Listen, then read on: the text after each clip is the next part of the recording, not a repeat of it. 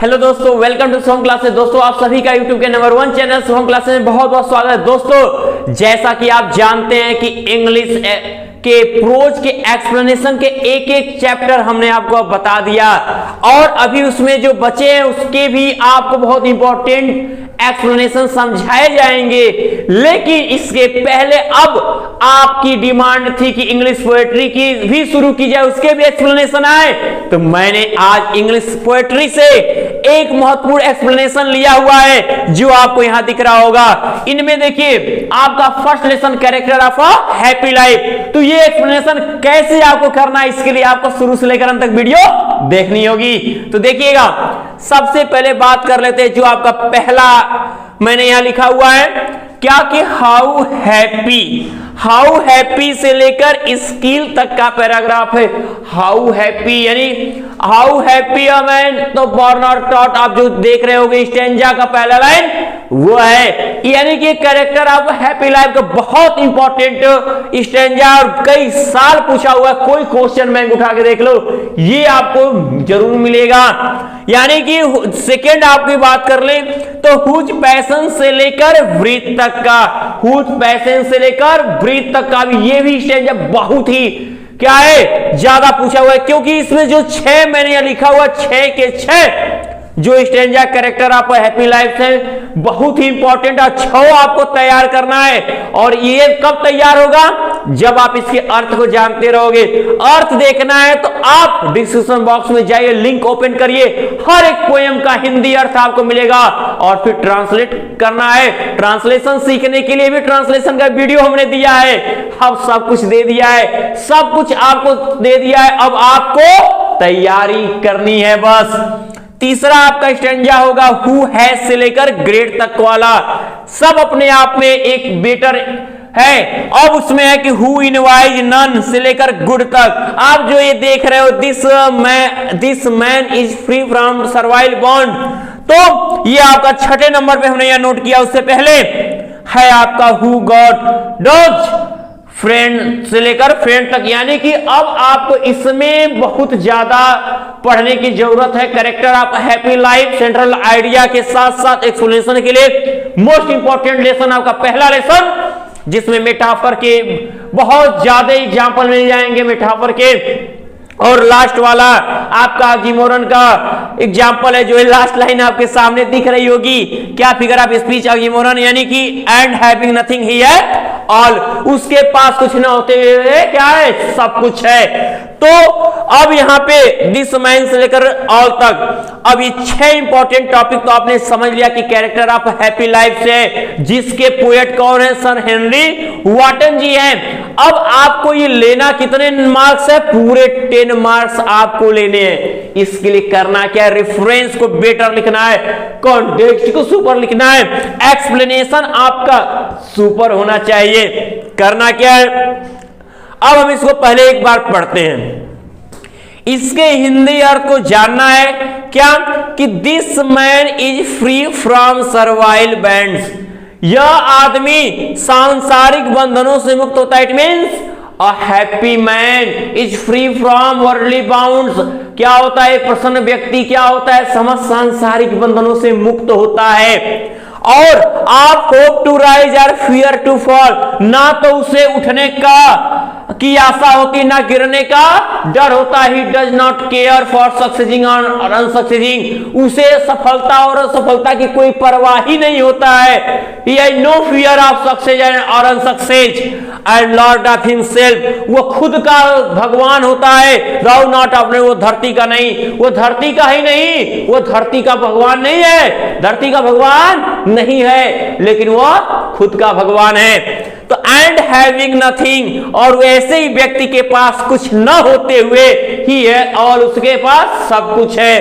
तो देखिए पोएम में हैव लिखता होता है, पोएम में लय बनाने के लिए ऐसा होता है। अब आपको जानना क्या है, रेफरेंस। अब आपको तैयार करना है रेफरेंस कैसे तैयार करना है ये अब से देखेंगे आप। तो रेफरेंस में क्या करना होता है, अब आप समझ गए होंगे कि ये जो स्टैंजा है ये किस चैप्टर से लिख गया है, बताएंगे आप लोग, कमेंट करिए, जल्दी लिखिए कि किस चैप्टर से, और कौन देख रहे हैं तो लिखना तो है ही, जानते भी हो आप। तो कैरेक्टर ऑफ हैप्पी लाइफ और इसके पोएट कौन है? सन हेनरी वॉटन है। अब आपको करना क्या है, शुरुआत कभी भी रेफरेंस की करनी है तो these lines have been taken from the poem, these lines have been taken from the poem।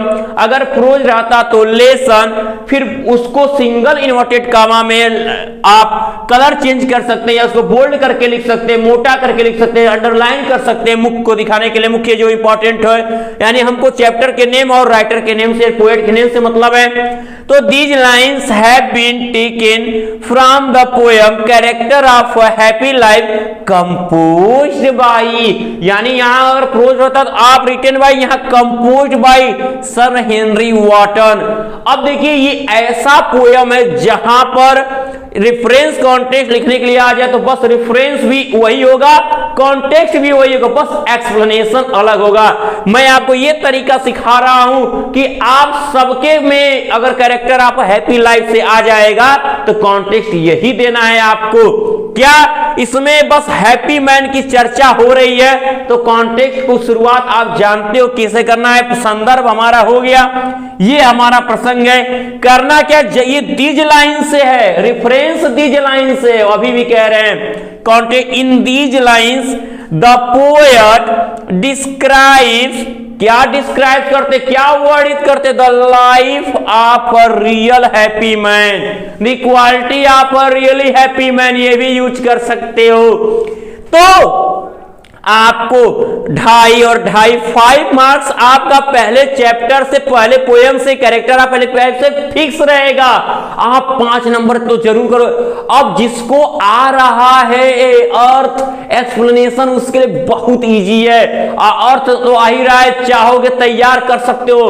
अर्थ नहीं आ रहा है तो अभी भी एक बार पढ़ लो, अभी कह रहे हैं डिस्क्रिप्शन बॉक्स में लिंक ओपन करो, अर्थ समझो, ट्रांसलेशन का वीडियो देखो, पूरे को एकदम छोटा छोटा करके बना जाओ। ठीक है, तो अब एक्सप्लेनेशन की बात कर लेते हैं। देखिए आपका एक्सप्लेनेशन है कि इसमें करना, पहला लाइन है कि this man is free from survival band. ठीक है, व्यक्ति क्या होता है, समस्त सांसारिक बंधनों से मुक्त होता है। तो हम लिखेंगे कैसे कि द पोएट सेज दैट, इसकी शुरुआत कैसे करनी है, द पोएट सेज दैट, कवि कहते हैं कि अ हैप्पी मैन, एक खुश व्यक्ति, is a man of free nature, वो स्वाभाविक स्वभाव वाला व्यक्ति होता है, वो किसी का गुलाम नहीं होता है। तो आप कह सकते कि the poet says that a happy man is a man of free nature. आप ये वर्ड भी यूज कर सकते हो, happy man is free from worldly bounds, अपनी भाषा भी यूज कर सकते हो अगर आप वैसे ही ट्रांसलेशन आपको आ रहा है तो। ये भाषा ये भी है जो मैंने तोड़कर आपको लिखा है, अपनी भाषा की तरह आप अपनी भाषा नहीं, ट्रांसलेशन एकदम सही हो, इसके लिए आप ट्रांसलेशन का वीडियो देखो। अब है कि क्या इसका मतलब क्या है कि वो सांसारिक बंधनों से मुक्त होता है, यानी उसको किसी से कोई मतलब नहीं होता है, यानी कि वो आजाद होता है। तो ही लव्स फ्रीडम, वो उसे आजादी पसंद होती है। अब और ही does not care for rise और फॉल, यहां इसका एक्सप्लेन है क्या कि आप होप टू राइज, उसे ना उठने की आशा होती है, और फियर टू फॉल, ना गिरने का डर होता है। इसका मतलब क्या कि ही डज नॉट केयर, अभी एक्सप्लेन किया था, आप फॉर राइज और फॉल इन लाइफ, यानी आप यहां फॉर राइज और फॉल के सक्सेस और अनसक्सेस वर्ड भी यूज कर सकते हैं आप। तो he does not care for rise और fall, he does not care for successing और अनसक्सेसिंग इन लाइफ, तो उसे सफलता और असफलता का जीवन में कोई परवाह ही नहीं होता है। अब ही हैज सेल्फ कंट्रोल, उसके बाद क्या होता है, पूरा आत्म नियंत्रण होता है उसके पास, और लॉर्ड ऑफ हिमसेल्फ, वह स्वयं का भगवान होता है, दाउ नॉट ऑफ लैंड, धरती का नहीं होता है लेकिन खुद का तो होता है। तो so he is really the lord of himself, वास्तव में वो खुद का भगवान होता है।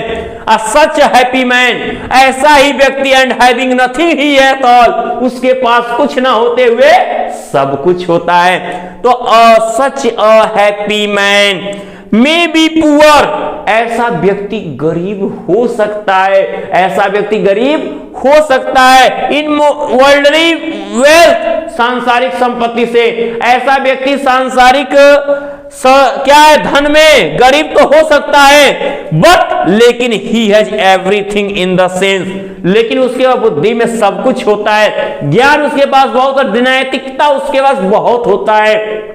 तो आप कह सकते हो he may be poor but morally he is great, but morally he is great. वो गरीब हो सकता है लेकिन नैतिकता की जब बात आएगी तो हमेशा श्रेष्ठ होगा।